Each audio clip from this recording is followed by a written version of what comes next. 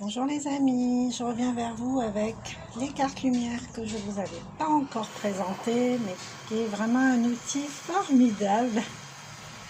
J'adore mon voisin à chaque fois. Je crois qu'on est connectés tous les deux. Bon, bah du coup je reprends quand même. Donc l'idée avec ce jeu en fait c'est de pouvoir, il est super bien fait, j'aime beaucoup. C'est un jeu qui se joue en 6 volets, non 5 volets pardon. Donc en fait, je vous montre vite fait les différentes cartes. Donc on a une part d'ombre en soi, une émotion qui est liée à cette part d'ombre, la lumière donc c'est les êtres lumineux, les énergies qui nous entourent autour, hein, qu'on y croit ou qu'on n'y croit pas, ils sont là.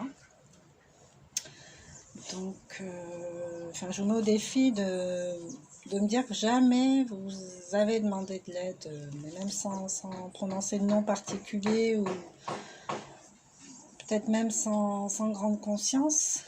Mais voilà, moi j'ai l'image de quelqu'un au bord du précipice qui demande de l'aide, je vais pas y arriver, aidez-moi, aidez-moi.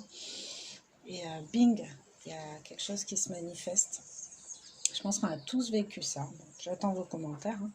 Pas de souci. Donc émotion, lumière, ressources. La carte ressources, donc les ressources qu'on a en soi en fait, hein, les super pouvoirs qui dorment encore au fond du placard, mais qui serait peut-être temps de réveiller.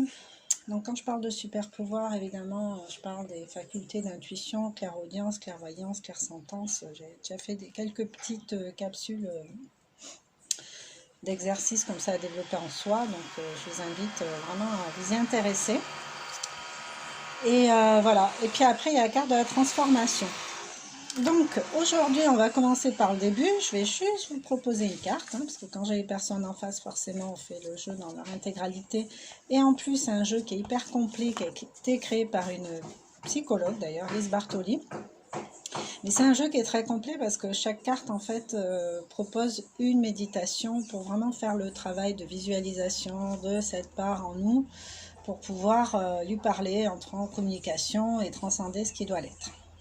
Donc là au pif, aujourd'hui, nouvelle façon de jouer forcément. Donc je vais tirer une carte au pif.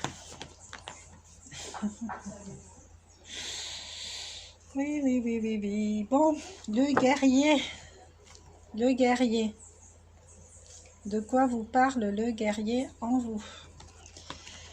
Alors le guerrier, ça peut avoir un côté super conquérant, super fort, invincible. Mais là, il est dit que c'est quand même une part d'ombre. Alors moi, je crois que nos qualités ou nos défauts, hein, c'est comme ça qu'on les appelle, ça peut devenir un défaut quand on tombe dans l'excès, d'un côté ou de l'autre.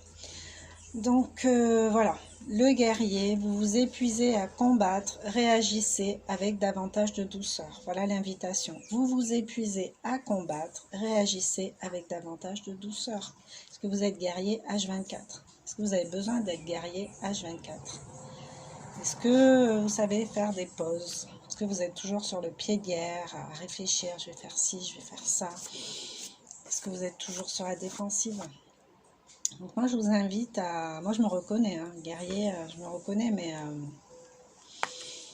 mais pour moi c'est pas négatif dans le sens où j'arrive à faire ce que j'évoque, hein, me poser, me calmer. Il y a des moments où je vais avoir des réactions hyper tranquilles et puis d'autres moments où je vais être plus dans l'offensive, hein. C'est mon caractère, c'est le côté guerrier qui ressort par moments. J'accepte. Il ne faut pas qu'il prenne toute la place non plus, quoi. Voilà, il ne faut pas qu'il soit seul sur le podium, ce guerrier. Voilà, donc je vous invite à méditer sur la part du guerrier qui est en vous. Et si ce guerrier n'existe pas, si vous considérez au contraire qu'il est absent, bah, moi j'ai juste envie de vous dire de le réveiller parce qu'il est là en vrai. Il est là, mais il faut le réveiller, tout simplement. Alors, le réveiller, il y a plusieurs façons de le faire, hein. C'est affronter déjà les situations que vous avez tendance à fuir. regardez en face ce qui vous dérange chez vous, déjà, avant de regarder chez les autres, parce que de toute façon, c'est juste l'écho, les autres.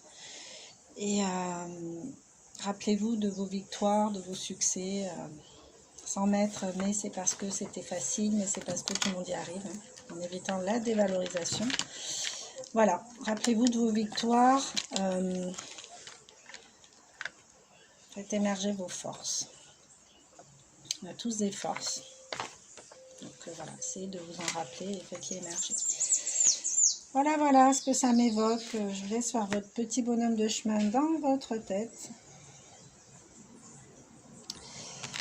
Et je vous dis à bientôt avec une autre carte.